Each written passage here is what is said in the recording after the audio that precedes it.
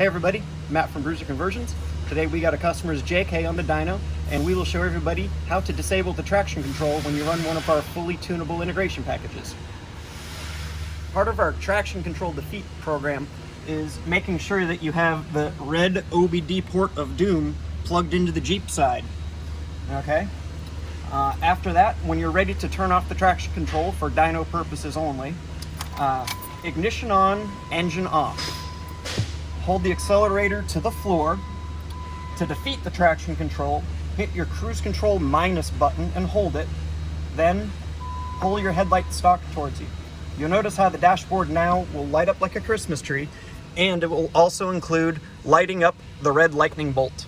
Okay, now you can go make some rips and you will no longer have traction control. This will put you in a ditch or get you out of a ditch.